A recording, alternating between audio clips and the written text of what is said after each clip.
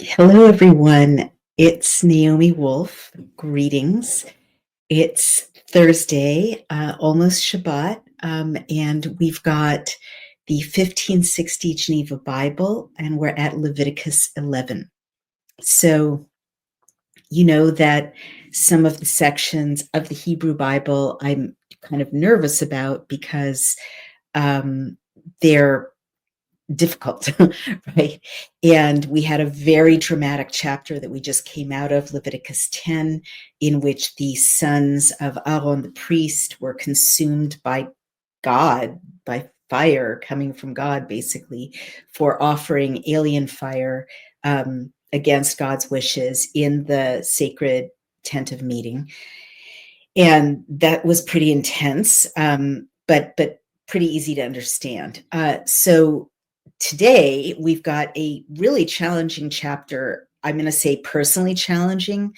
In the past, when I've read it, just kind of in passing, sitting around, passing the time during the High Holy Days, in shul, or just leafing through the 5 books of Moses, I definitely have kind of skimmed over it, probably as a defense mechanism, because it is all about what God said through Moses in the Sinai desert. The children of Israel, meaning his holy people. It starts with the children of Israel, but as you know, I read what he's doing with the children of Israel as a model for everybody, an invitation for everybody, but basically it's not a party. He's spelling out in pretty clear detail what he wants us to avoid eating, what is clean and unclean food. And I'm like literally someone who was not brought up to keep kosher. Lots of kind of gestural, like most Reform and conservative Jews just don't keep kosher. We just don't. We've completely kind of elided those rules, those restrictions. Our my father's generation coming to the United States sort of saw them as old-fashioned kind of ghetto behavior. Old country ghetto, and left them behind as sort of antiquated, meaningless rituals. Well, as you know, I'm not so sure. You may hear Brian snoring gently a couple of rooms away. Nothing to be done about it. He needs a nap. So just, you're here behind the scenes. So just go with it. As long as you can hear me, that's what matters. And it's good for him to get a nap. But they really let go of those restrictions. And so I totally grew up, eating bacon, eating shrimp, liking calamari, all of it, mixing milk and meat, having a good cheeseburger.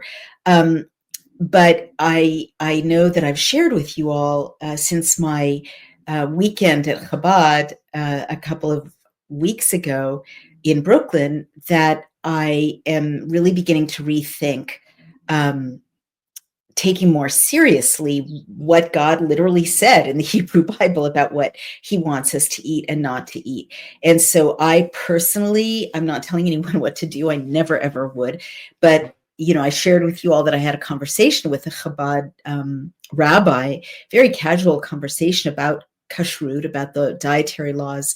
And I'm just going to reprise it for those of you who weren't, with us when I last talked about it. But basically, we were all sitting around with this rabbi. Most of the people at the table were not Jewish, interestingly enough, but were drawn to Chabad and its inclusiveness and kind of welcoming people from all walks of life to, Jewish law, Jewish practice.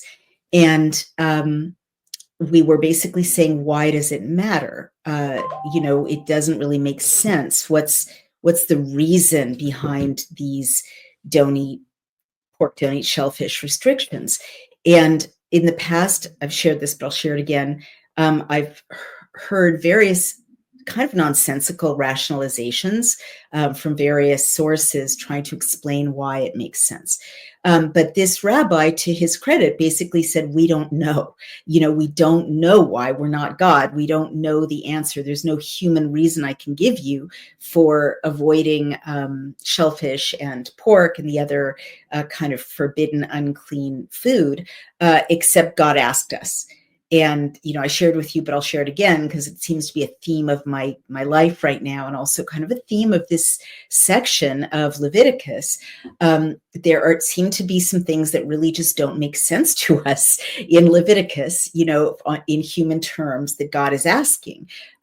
Here's how you sacrifice the sheep. Here's how you pile up the, fat on the intestines onto the sacred fire. It doesn't really make sense.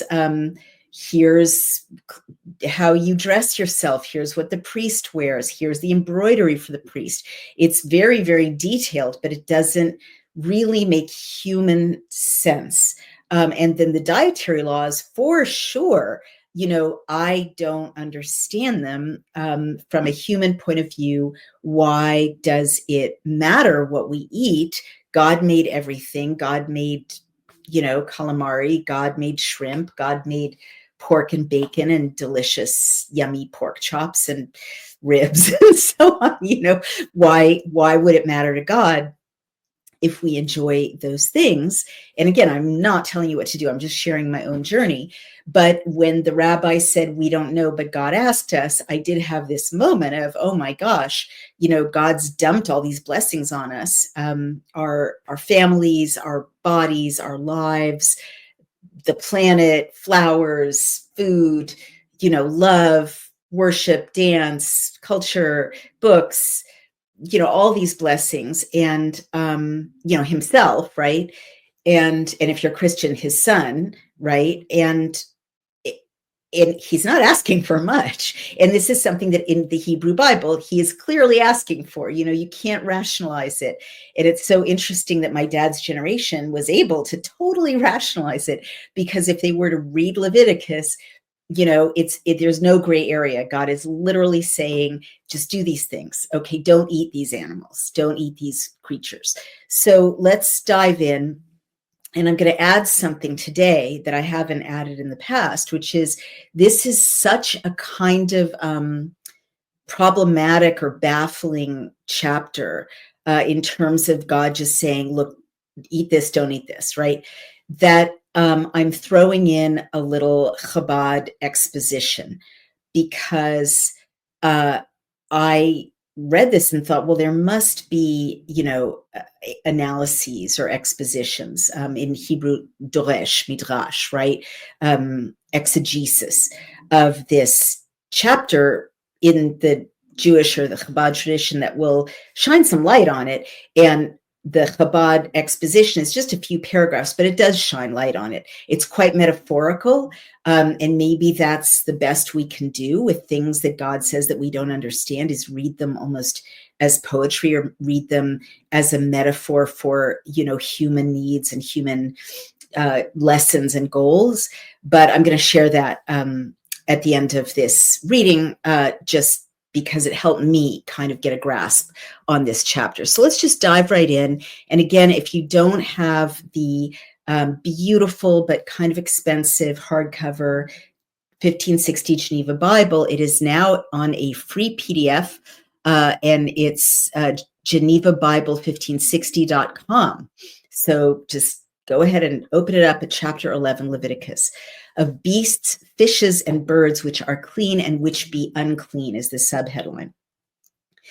After, meaning after the quite terrifying chapter we've just lived through of the death of Aaron's sons at the hand of God for disobeying him. After, the Lord spake unto Moses and Aaron, saying unto them, speak unto the children of Israel, and say, these are the beasts which ye shall eat among all the beasts that are on the earth. Whatsoever parteth the hoof and is cloven-footed, meaning like this, and chews the cud among the beasts, that shall you eat. So like sheep and cows, But of them that chew the cud or divide the hoof only, of them you shall not eat, as the camel, because he chews the cud and divides not the hoof, he shall be unclean unto you. Likewise, the coney, a kind of rabbit or hare, because he chews the cud and divides not the hoof, he shall be unclean to you. Also, the hare, another kind of hare, because he chews the cud and divides not the hoof, he shall be unclean to you. And the swine, there goes our bacon, because he parts the hoof and is cloven footed, but chews not the cud, he shall be unclean to you. Of their flesh shall you not eat, and their carcass shall you not touch, for they shall be unclean to you. These shall you eat of all that are in the waters. Whatsoever has fins and scales in the waters, in the seas, or in the rivers, them shall you eat, meaning both fins and scales. But all that have not fins nor scales in the seas or in the rivers, of all that move in the waters, and of all living things that are in the waters, they shall be an abomination unto you. They, I say, like repetition and emphasis, shall be an abomination to you. You shall not eat of their flesh, but shall abhor their carcass. Stay away. Whatsoever has not fins nor scales in the waters, that shall be abomination unto you. These shall you have also in abomination among the fowls, meaning birds. They shall not be eaten, for they are an abomination. The eagle and the goshawk and the osprey and the vulture and the kite after his kind, these are kinds of birds, and all the ravens after their kind, the ostrich also, and the night crow, and the seamaw and the hawk after his kind, the little owl also, and the cormorant and the great owl, also the red shake and the pelican and the swan. You know, some of these names, as you can tell, were current in the 16th century and are no longer current. We don't talk about a red shake anymore. Hey everyone, it's Naomi Wolf of Daily Clout. Have you ever wondered why your brain can feel foggy even when you're eating clean and exercising? It might not be burnout, it could be parasites. Groundbreaking research from Dr. Alan McDonald reveals a direct link between chronic parasite infections and neurological diseases, such as multiple sclerosis. Parasites can cause inflammation, nerve damage, and long-term cognitive decline. More reason to do a full body cleanse at least once a year. The wellness company has a solution for you, ivermectin and mebendazole, the gold standard parasite solution, now combined in one cleanse combo, designed to eliminate harmful invaders and support your immune system naturally. Medical grade, not some trendy herbal gimmick. Fill out a quick intake form and you'll get a 3-month supply shipped straight to your door. MAHA is officially here, and the wellness company is making hard to get medications digitally accessible so you can live your best life. Head to dailyclout.health and use code dailyclout to save $60 off plus free shipping on all orders. Cleanse your body today. Get rid of parasites today. Thank you. And the swan, the stork also, the heron after his kind, and the lapwing and the back, also every fowl that creeps and goes upon all four, such shall be an abomination unto you. Yet these shall you eat, of every fowl that creeps and goes upon all four, which have their feet and legs all of one, to leap withal upon the earth. Of them you shall eat these, the grasshopper after his kind, and the solian after his kind, the hargol after his kind, and the hagab after his kind. But all other fowls that creep and have 4 feet, they shall be abomination unto you. Now, just going to say here, later translations translate this part as insects. For by such ye shall be polluted. Whosoever touches their carcass shall be unclean unto the evening. Whosoever also bears, meaning carries their carcass, their dead body, shall wash his clothes and be unclean until evening. Every beast that has claws divided and is not cloven-footed, nor chews the cud, shall be unclean unto you. Every one that touches them shall be unclean. And whatsoever goes upon his paws among all manner beasts that goes on all four, such shall be unclean unto you. Whosoever does touch their carcass shall be unclean until the evening. I really hope that doesn't mean we're not supposed to have dogs and cats. Perhaps it means we're not supposed to eat dogs and cats. And he that bears their carcass shall wash his clothes and be unclean until the evening, for such shall be unclean unto you. Also these shall be unclean to you among the things that creep and move upon the earth, the weasel and the mouse and the frog after his kind. Also the rat and the lizard and the chameleon and the stelio and the mole. These shall be unclean to you among all that creep. Whosoever does touch them when they are dead shall be unclean until the evening. And whatsoever any of the dead carcasses of them does fall upon shall be unclean. So if the dead body of a rat or a weasel falls on an object, that object too is unclean. Whether it be vessel of wood or raiment, clothing, or skin or sack, whatsoever vessel it be that is occupied, it shall be put in the water as unclean until the evening, and so be purified. But every earthen vessel, and remember, they didn't have like mason jars or even glass back then that they carried around. They had pots made of clay, and that's what they kept their food in. Every earthen vessel where into any of them falls, whatsoever is within it shall be unclean, and ye shall break it, you'll destroy it. All meat also that shall be eaten, if any such water come upon it, shall be unclean, and all drink that shall be drunk in all such vessels shall be unclean. So you are really supposed to keep these, dead bodies of these unclean animals far away from your eating utensils, your cooking utensils, your water vessels. And everything that their carcass fall upon shall be unclean. The furnace or the pot shall be broken, for they are unclean and shall be unclean unto you. Yet the fountains and wells where there is plenty of water shall be clean, but that which touches their carcass shall be unclean. And if there fall of their dead carcass upon any seed which uses to be sown, it shall be clean. But if any water be poured upon the seed, and there fall of their dead carcass thereon, it shall be unclean unto you. So if the animal's body falls on water that has been poured on seed, that's unclean. You can't grow it, you can't eat it. If also any beast whereof you may eat die, he that touches the carcass thereof shall be unclean until the evening. And he that eats of the carcass of it shall wash his clothes and be unclean until the evening. He also that carries the carcass of it, shall wash his clothes and be unclean until the evening. Every creeping thing, therefore, that creeps upon the earth shall be an abomination and not be eaten. Whatsoever goes upon the breast, meaning like creeps along like a weasel on its chest, and whatsoever goes upon all four, or that has many feet among all creeping things that creep upon the earth, you shall not eat of them, for they shall be abomination. So the notes are giving very interesting examples.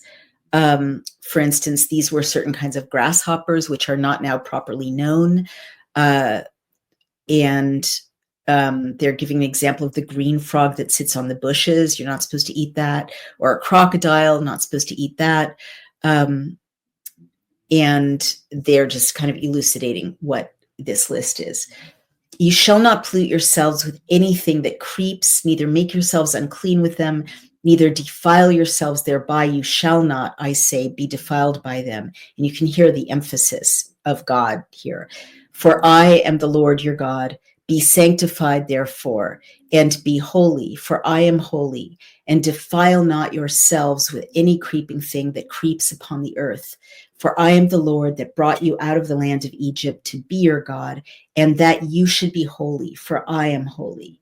This is the law of beasts and of fowls and of every living thing that moves in the waters and everything that creeps upon the earth, that there may be a difference between the unclean and clean, and between the beast that may be eaten and the beast that ought not to be eaten. So that is the Geneva Bible translation. And Patrick Spell says, fascist book, meaning Facebook doesn't want to play this video. Let me know if you're having difficulty seeing and hearing me here with this reading. Let me know if you have trouble on Facebook watching this. I'm not sure what to tell you except go over to X or Getter, where we're live streaming all of it, or Locals, or Substack Live. It's on Substack Live as well. And Mary Pelicano says, eat clean.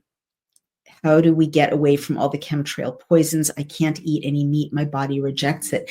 Well, that's a really timely question with this chapter. And we'll talk more about it when we chat about what we've just read. But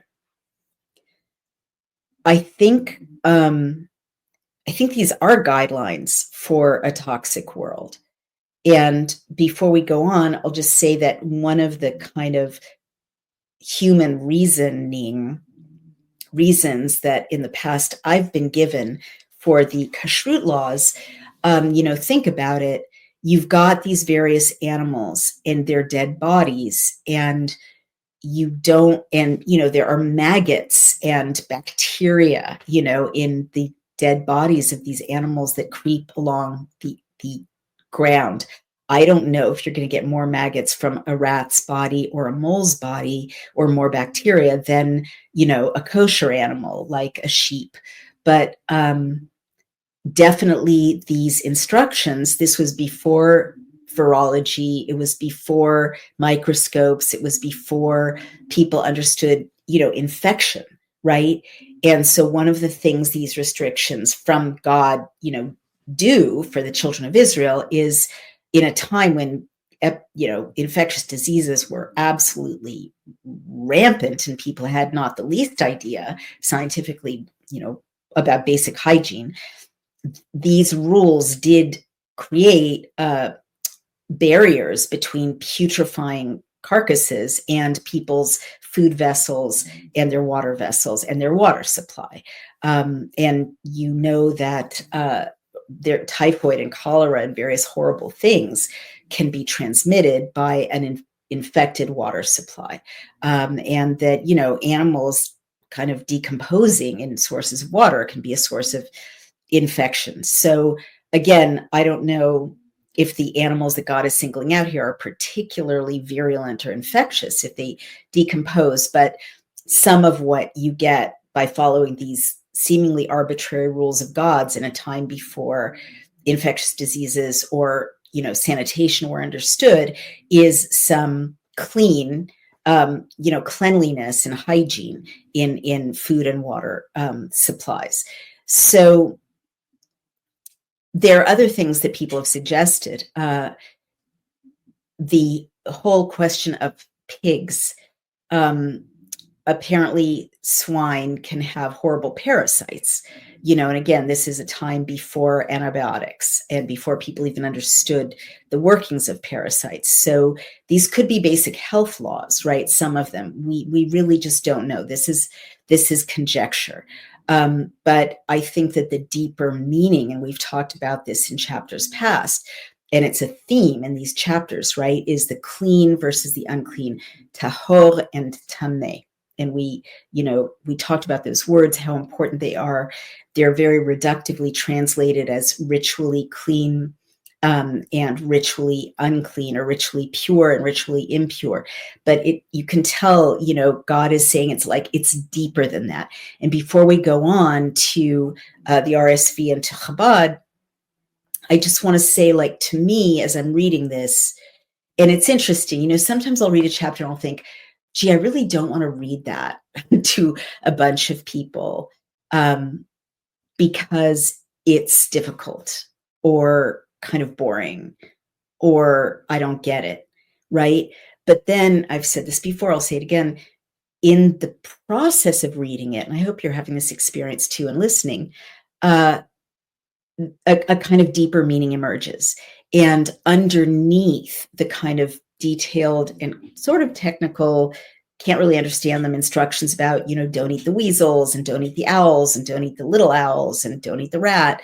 There's a much deeper resonance that I'm hearing, which is basic, and it really comes out at the end, which is, God kind of wrapping up the way he does in these chapters, often in a very poetic way, right? Lays out an argument or a set of instructions and then kind of wraps it up in this beautiful crescendo. What does it mean?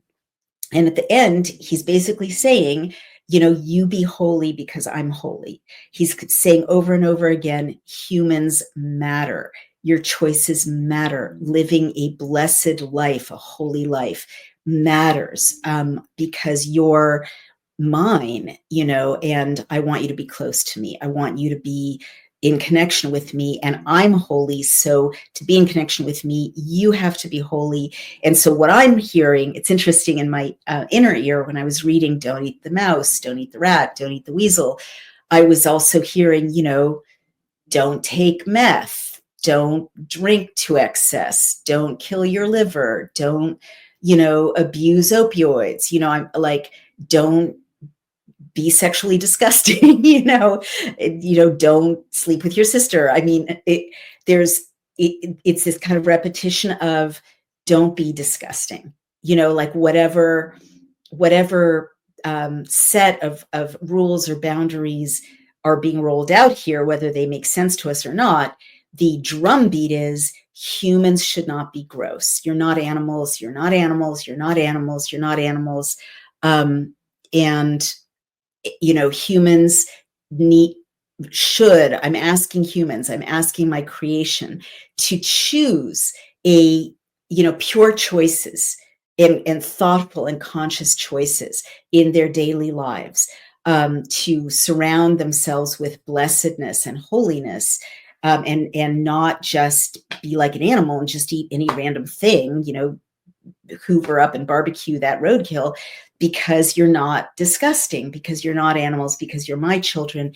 I'm holy, so be holy, live a holy life, live a life with where the choices are pure versus impure. And again, that doesn't sound like shaming. It sounds like a how-to. And I've said this before, but it is a theme. It's not like, shame on you, put down the bacon. It's more like explaining, this is a law, of this universe, this planet, in relation to me, the creator. And it's a law forever. It's the way the world works. So if you want to be holy, I want you to be holy. This is how you're holy. Whether you understand the details or not, this is how you're holy.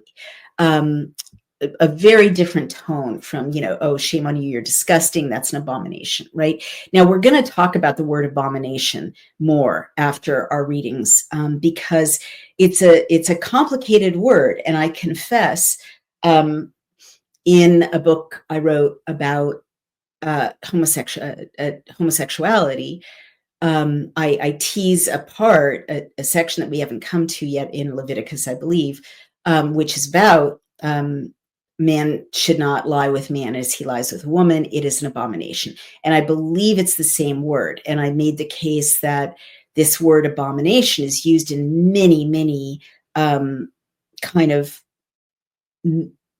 minimally serious contexts, right? Like, don't eat, octopus.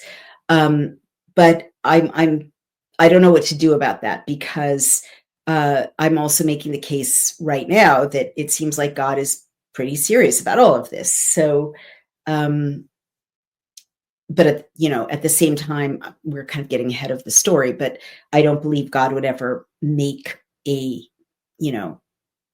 person whom he would reject, right, for any reason. So we'll look at the word abomination more. It's it's tricky, but for sure, it doesn't mean in Hebrew what it means in English, right? Like, it's more like to be not done, right? To be not done by you. It's unworthy of you. But let's dive into it a little more. So let's go to the Revised Standard Version. Everything in the RSV is pretty straightforward. Some of the translations of the animals are a little different. So I'm like the rock badger, wasn't in the 1560 Geneva Bible. The ostrich, the nighthawk, the seagull, the hawk, the owl, the cormorant, the ibis, the water hen, the pelican, the carrion vulture, the stork, the heron, the hoopoe, and the bat. So the list of forbidden animals is a little different. You're definitely not supposed to eat certain kinds of locusts, but other kinds of locusts, it looks like you can eat. They don't want you to eat winged insects that have 4 feet. That's an abomination. Everything else is very similar. Don't eat the weasel, the mouse, the great lizard, the gecko, the land crocodile, the lizard, the sand lizard, the chameleon. These are unclean to you. All that swarm. Now, it's interesting. They translate swarm instead of creep. I'm not sure what to make of that. But everything else is pretty literal. You shall not defile yourselves with them, lest you become unclean. For I am the Lord your God. Consecrate yourselves, therefore, and be holy, for I am holy. You shall not defile yourself with any swarming thing that crawls upon the earth. For I am the Lord who brought you up out of the land of Egypt to be your God. You shall therefore be holy, for I am holy. And they say this is the law pertaining to beast and bird and every living creature that moves through the waters and every creature that swarms upon the earth, to make a distinction. This is the reason, right? Mavdil, havdalah, lehavdil. We talked about that in the last chapter. To make a distinction between the unclean and the clean, and between the living creature that may be eaten and the living creature that may not be eaten. So RSV is pretty straightforward, if, as you know, in my view, quite uninspired in its translation. So now let's look at the Hebrew. Are you all with me if I go ahead and dive deeply into the Hebrew? Well, there's lots of people listening, so I'm going to assume that you are okay with that. Everyone's very patient with the Hebrew. I love it. So here's Chabad, and again, you can just go to chabad.org and open Leviticus 11. V'yidaber Adonai, and spoke God el Moshe ve'el Aharon, toward Moses and toward Aaron, lomar, to say, alehem, upon them, almost. Dabru, speak, el bnei Israel, to the children of Israel, lomar, same word, that is to say, zot hachaya, this is the, chaya is living thing, and it's got that word in it, chayim, or chay, which means alive. Chayim is life. Very important word in Judaism. But this is pre-Judaism, of course, but a very important word to Yahweh. Chayim is what he wants us to have. Zot hachaya, this is the living animal. Asher tchlu, which you should eat. Mikol behema, from all the beasts. Asher al haaretz, that are on the land or on the earth. Kol nifreset, parsa, every animal that has a cloven hoof that is completely split into double hooves and which brings up its cud, you may eat. Otatochelu, you can, it's tochelu, it's you should eat or you must eat. Ach et ze lo tochlu, but this don't eat.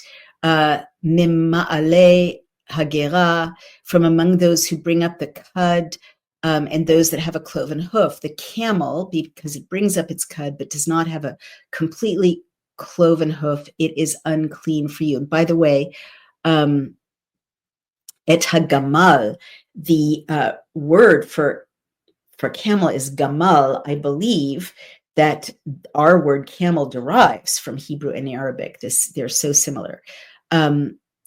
Tamehu lachem, it is unclean for you. Now, there's that word tameh, unclean, impure. And the ve'et hashafan, they translate it as high rax. I don't know what that is, but shafan is a rabbit in modern Hebrew, that brings up its cud, but will not have a completely cloven hoof. It is unclean for you. Ve'et ha'arnevet, and the hare brings up its cud, doesn't have a completely cloven hoof. Tameh hu lachem, and you hear that echo. Tme'ahu lachem, pardon me. It is unclean to you. And here's the bacon, sadly, ve'et chazir, and the pig, which has a cloven hoof that is completely split but will not regurgitate its cud.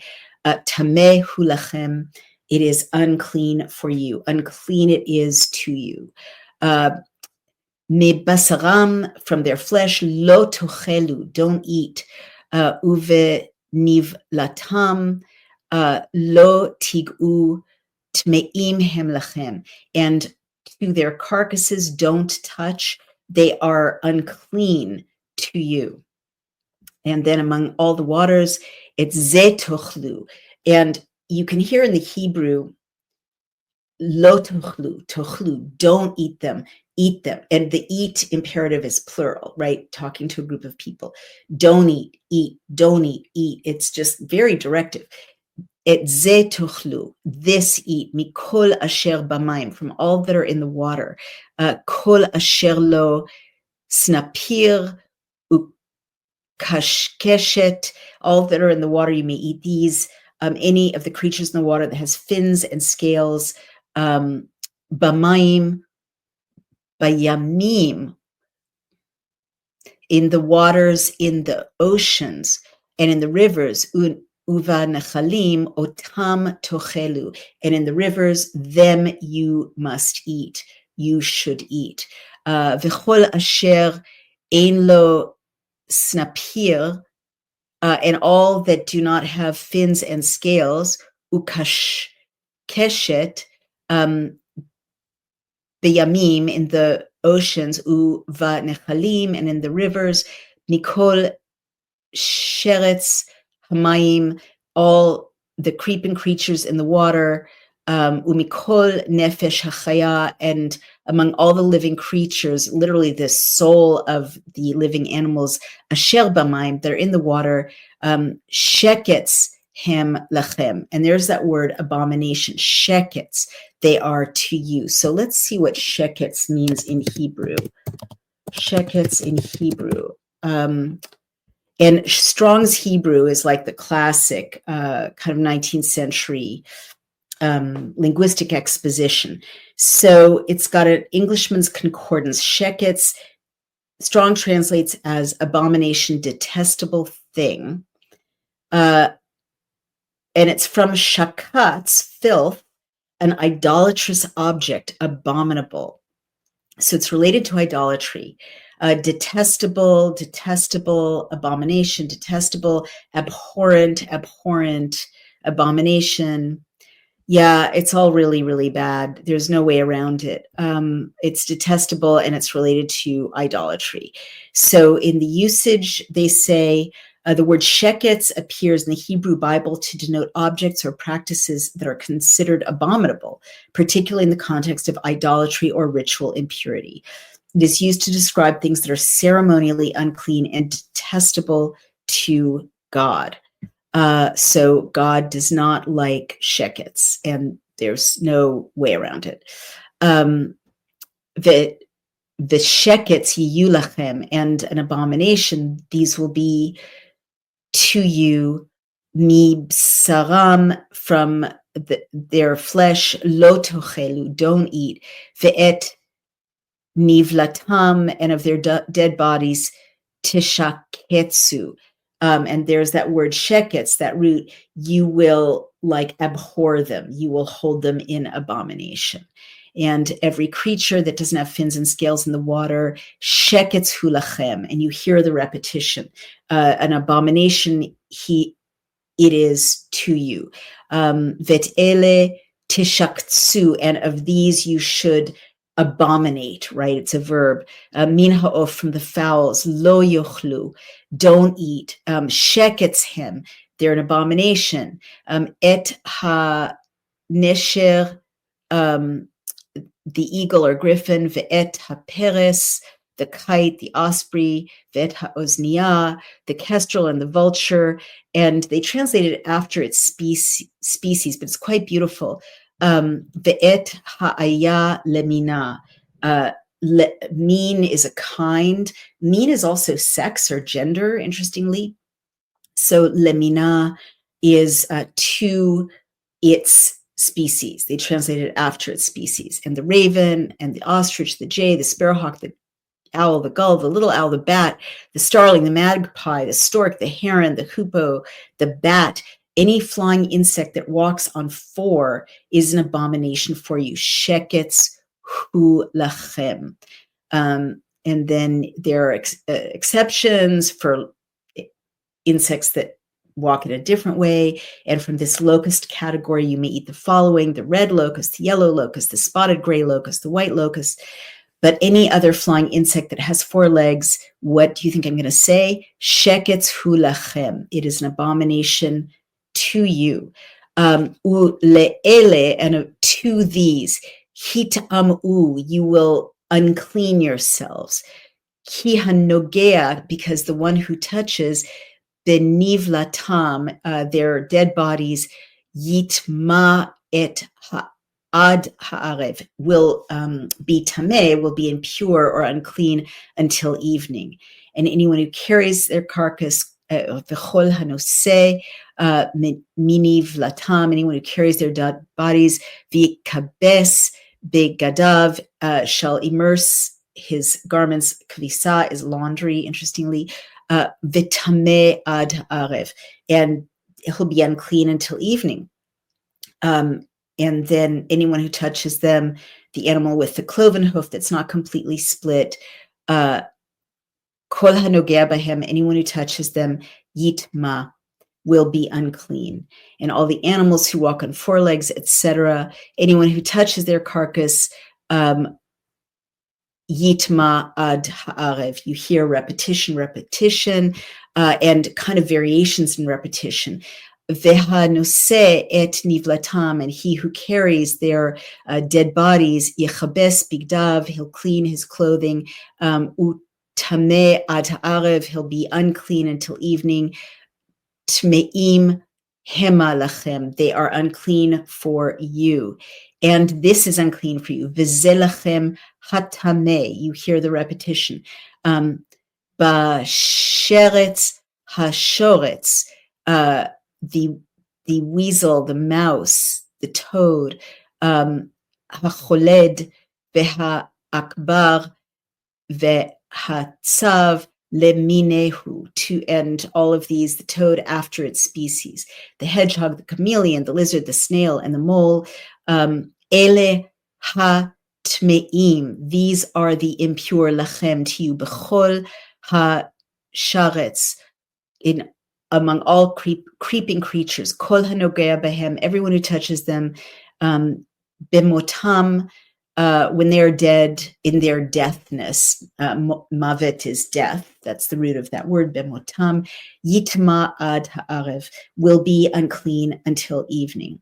And if any of these dead creatures falls on anything, bemotam, in their deadness, yitma, it will become unclean. You hear the poetry, right? Mikol klei etz, any wooden vessel, or beged, or clothing, or leather, or skin is another way to say that, or sak, or a sack, kol kli, any vessel, asher yaseh melacha, that you do work in. And that word melacha, we saw you're not supposed to do it on Shabbat. It's creative work. Bahem, bamayim, yuva, utameh ad ha'erev, utaher. And you'll immerse it in water. It'll be immersed in water, but will remain unclean till evening, and it will become clean. Any earthenware vessel shall become unclean. Yitma ve'oto tishberu. It's become unclean, and you shall break it. Very direct. Of any food that's usually eaten, asher yochal, asher yavo elav mayim, that comes onto it water, yitma, it'll become unclean. v'chol mashke asher yeshate, and any beverage that is that you usually drink, b'chol kli itma, in any vessel will become unclean. So I'm just going to skip ahead because you can hear become unclean, will be unclean for you. Utmeim Adonai lachem. I'm sorry, utmeim, and impure they will be to you. Yitma, zara tahorhu. This remains clean. So I'm just going to skip ahead. You're hearing this repetition of this is unclean, this is unclean, this is unclean, this is clean. This is unclean, this is unclean, this is unclean, this is clean. Now let's take a look at line 43. Al tashketsu, don't abominate yourselves, don't make yourselves abominable. Et nefashtechem, don't make your souls or your spirits abominable. Bechol hasheretz, hashoretz, with any creeping creature, and you hear that beautiful internal repetition. Velo titamu, and don't defile yourselves. It's reflexive. Bahem, in them. Venit metam bam, that you should become unclean through them. So there's like layers and layers of making yourself unclean, becoming unclean through them. There's so many ways to become unclean. And here's the peroration, the climax of this poetry. Ki, because ani Adonai, I am God, Elohechem, I'm sorry, I am the Lord your God. V'hit kadashtem, and you shall reflexive make yourselves holy. Kadosh means holy. You shall sanctify yourselves. Ve'hayitim kadoshim. I'm going to read that again because it's so beautiful. Vehit kadashtem vehayitem kadoshim, and you will make yourselves holy and you will be holy. Ki kadosh ani, because holy am I. Velo tit tamu et nafshetechem, and don't make impure your spirits. Bechol hasheretz haromes al haaretz, and you will not defile yourselves, make yourselves impure through any creeping creature that crawls on the ground. He, because ani Adonai hama'ale, I am the Lord, etchem, who raised you up. La'alot, or lehelot, is to raise someone up. Ma'ale, who lifted you up, brought you up. Etchem, you, me'eretz Mitzrayim, from the land of Egypt, liyot lechem le'elohim, to be to you to a God. It's so beautiful because it's so intimate. I did that to be to a God to you, right? They translate it to be your God, but it's much more kind of intimate to be to you to a God, right? Like to be your husband, to be your lover, to be to you as a God, essentially. Ve'hayitim kadoshim ki kadosh ani, and you be holy because holy am I. Zot Torat habehema. So beautiful. This feminine, Torat, you recognize the word Torah, it means law. Torat habehema, the law of the animals, the beasts. Vehaof, and the fowls or birds. Vechol nefesh hachaya, and all the spirits of living animals. Ha-romeset bamayim, that move in water. U-lechol nefesh, and all the spirit. Ha-shoretzet, hashoretzet al haaretz, that creep on the ground. And this is the culmination, lehavdil, that verb again, havdalah, boundary, division, to distinguish. Bein hatameh, between the unclean, the impure. Uvein hatahor, and the pure, the clean. Uvein hachaya hane'echelet, and between the living thing that is to be eaten. Uvein hachaya asher lo tochel, and between the living thing that you must not eat. So that is the whole chapter. And it's super clear. Thank you so much. A lot of people are listening. By the way, you may be wondering maybe you're not wondering what that is, but I'll explain it in another video. It's a wellness remedy. It's not ambiguous. God and God's not equivocating. He's not saying you may like mouse. Once in a while, you can have a mouse. You can have a mouse with, pesto sauce on it. No, no mice, no weasels, no crocodiles, no certain kinds of locusts. No, no, no, no. They are unclean. And you know what? God doesn't give a reason. He doesn't. He doesn't give a human reason, except these are unclean. You're not to eat them.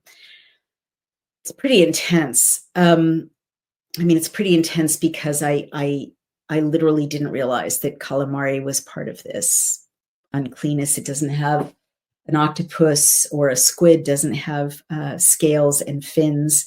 So I am not to eat it. And I do really like calamari. But you gotta sometimes just jump in. I'm not asking you to do it. I'm not telling you to do it. But here it is. God's super clear. Now let's take a look and again, that culmination, I can't, stress it enough.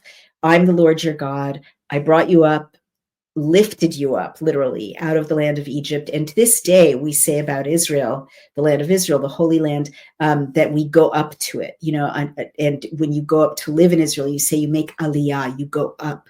So metaphorically, God's country, and especially Yerushalayim, which is kind of God's home, Jerusalem, is seen as being higher, closer to the heavens, essentially, metaphorically, than is the rest of the earth. You go up to it, but certainly God lifted us up out of a state of degradation, slavery, not freedom, right? Not owning our souls, not owning our children. Not other people having ownership of our children in the land of Egypt, a very beastly existence, not even having a relationship to God. And he just plucked us up, as you remember, because we read Exodus, and held off the greatest power in the region, if not on earth at that time, Pharaoh of Egypt. And, miraculously, unfortunately, but probably necessarily, slew the firstborn of the Egyptians, parted the waters, all the things he did to bring us out, and by extension, you all, out of a state of degradation and bondage and bestial idolatry and grossness, to learn how to be his people in Sinai. This is like boot camp, the more you read these chapters, Exodus and then Leviticus, the more it seems like, God kind of has to put us through our paces and teach us a lot about how to be in relationship to the God, not a God, not Baal, not Asherah, but the God, the creator of heaven and earth, El Elyon, the Lord who is most high. We didn't know how. And so we're not ready for the Holy Land, right? We are learning. And you'll see this generation doesn't even make it to the Holy Land. Moshe doesn't make it to the Holy Land. It's quite sad. And I don't mean to skip ahead, and ruin the story. What's that called? A spoiler alert. But just to go back to stress, these are people who are still half beasts. And maybe for people who are still half beasts, and we're all half beasts, right? That nothing's changed. But for people who really had no experience of living with God, working with God, hanging out with God, they needed to have, and maybe we need to have still, like, these very clear directives: clean versus unclean. Don't be disgusting. Don't cram everything into your mouth just because it exists. And again, metaphorically, you want to sleep with someone else's wife or husband, they look good, you feel desire, clean versus unclean. They're just, don't do everything you want just because it feels good, because you're not an animal. Kadosh ani, I am holy. Be holy so that you can be with me because I'm holy. That's the whole message, but it's not, I can't stress enough. It's not like, be holy because you're pathetic, gross maggots. Like literally that's how most religions have kind of mistranslated the message of God. That's not what he's saying. He's saying, guys, I'm holy. I want you to hang out with me. So be holy. This is how you can be holy, by having some restraint, right? And thinking about what you're doing, and having some standards for yourself. Like, that's how I would read what this is, in addition to just what the rabbi said, which is God asked us. And again, I'm a very logical person. I'm a very analytical person. I don't like taking anything on faith.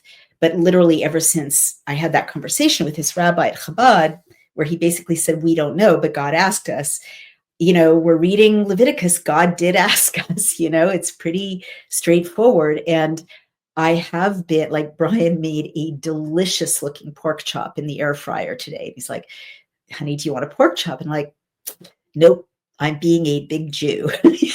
I'm not going to have the pork chop. And you'd think that it's not easy, but something in me is just like, what if I try? Just see what it's like to do what God literally asked, And I'm not like forcing Brian not to have his pork chop. He can have his pork chop, unless he decides that Leviticus is for him as well. But actually, I don't really know whether non-Jews are supposed to observe the dietary laws. It doesn't seem like they're not supposed to from this, because Yahweh isn't saying just the children of Israel, but that's another conversation. I'll need to talk to a rabbi to figure that one out.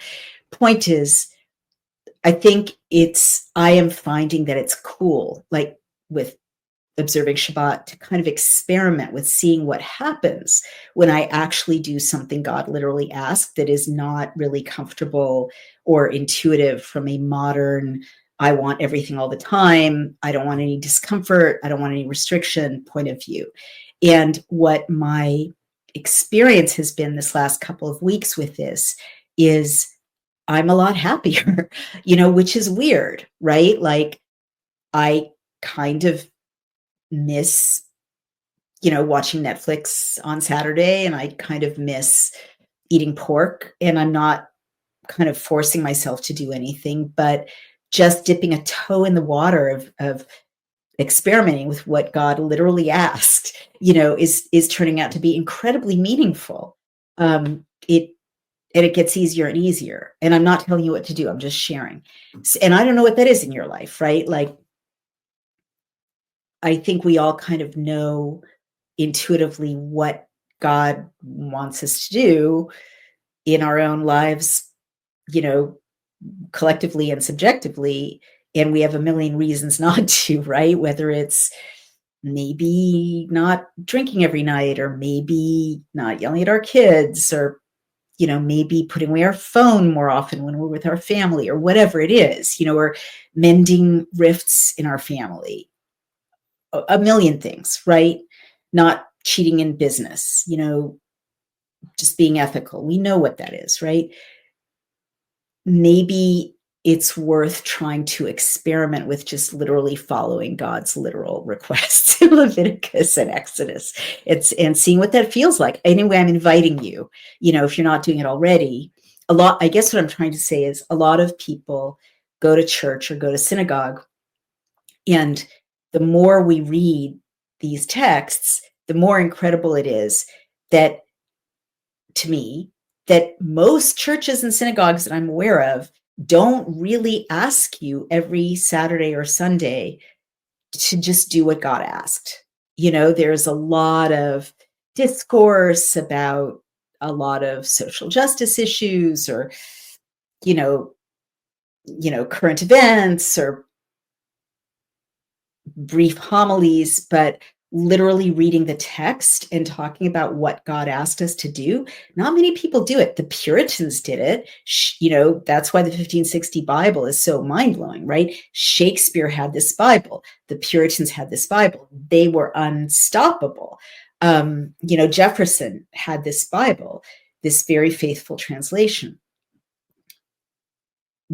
But it's amazing to me that a lot of religion manages to not go back to this fundamental of, let's see what God asked, and let's go back to his word, right? So it's pretty mind-blowing when you do. It's kind of challenging, right? Because you can't just like show up on Saturday and Sunday, hear a thing, do a thing, put some money in a collection box, and feel like a good person. You like literally have to do some stuff. Right? It's much more challenging, but maybe it's much more meaningful. So I guess what I was trying to say is I think a lot of people like me, but also a lot of other people I've talked to and hear from, feel pretty empty and disconnected from organized religion. And I guess what I'm sharing is went so far that I've gone back to the text and experimented with literally what God asked. It's pretty meaningful. It's pretty meaningful. So Rose Kelleher says, God bless you and protect you. So let me quickly in our last few minutes, thank you, Rose, I'm sorry. Let's go back super fast. This is the Rebbe.org. And this is Leviticus and it's commentary. And it's Chabad.org, daily study, daily wisdom. And I go back to Chabad just because it's very accessible, but also quite scholarly. So cloven feet. They're explaining cloven feet. The first sign of a kosher animal is its split foot. The foot both touches the ground and separates us from the ground. It therefore alludes to the notion that in our involvement with the physical world, we must remain separate from it, aloof in our dealings with materiality. The fact that the foot must be split alludes to the notion that there must be an opening in this barrier. We must make sure that the light of holiness permeates even the most mundane aspects of creation, and make sure to retain divine consciousness, even when we are involved in the mundane aspects of our lives. There you go. The other sign of kosher land animals is rumination. They chew their cud, right? This alludes to the necessity of deliberating before engaging the mundane aspects of life. First, we must weigh our intentions, ensuring that they are solely toward elevating the world, purging them of any desire to simply indulge in sensuality for its own sake, i.e. calamari, in my life. And second, we must weigh the methods we employ in elevating the world, ensuring that they conform to the guidelines set forth in the Torah. So that's quite a metaphorical reading of, that section about the cloven hooves and the chewing the cud, but they're good metaphors. And then the second section, which is about clean versus unclean, how to distinguish between the defiled and the undefiled. Spiritually, this decree refers to making the moral distinction between what is acceptable, healthy behavior and what is not. And that was kind of what I was getting at. This distinction is easy enough when matters are clear and obvious, but all too often the distinction is blurred, and what is in fact defiled can easily be taken as being undefiled. By studying the Torah, we remain connected to God, who is not subject to the limited reach of human intellect. Thus, attuned to divine consciousness, we instinctively know what is spiritually healthy and what is not. Amazing. I hadn't actually read that, but I was grasping at trying to say something similar. Or I don't think I read it. Maybe I did subconsciously. That's it. We're out of time, everybody. As always, this was a lot more fun than I thought it would be. And I'm going to say goodbye. But I'm going to ask you to support this work, please. We're getting shadow banned and censored off of X. We're censored on YouTube. We had to go back and delete a bunch of thank yous to our sponsors, meaning we've lost a revenue stream. It's very difficult times to do this work. It's just nonstop harassment, honestly. So if you value these readings, I'll do them either way, right? But it really helps because I have a team who produces them, social media populates them, distributes them. I have hosting. I have just a bunch of people to look after. If you send a donation to Outspoken on Substack, or subscribe. The Geneva Bible readings are there, or over on Daily Clout to subscribe or donate there. It helps us a lot. And either way, and if you can't, just send us thoughts and prayers. We appreciate it. And I hope this has been helpful. It is to me. Thank you for joining me. It is wonderful to have the connection to you all out there. Rose Kelleher says, thank you so much. Thank you, Rose. Eduardo Ledesma gives me heart and star and prayer hands, heart and star. Beautiful. And I hope this gives you food for thought. And I hope that we can find a way that we can have more of a conversation and a discussion, maybe adding some kind of functionality to this platform so I can read your comments more easily, because I'd love to hear how you navigate pure and impure, how you know something's pure, impure for you in your own lives. And maybe in the week ahead, perhaps you'll give some thought to what's good for you, what's not spiritually, what's pure for you in relation to God, what's impure. Who knows what that'll look like? A million things, right? But this, I think, has given us a point of departure to examine those kinds of issues in our own lives. Thank you. I will see you soon.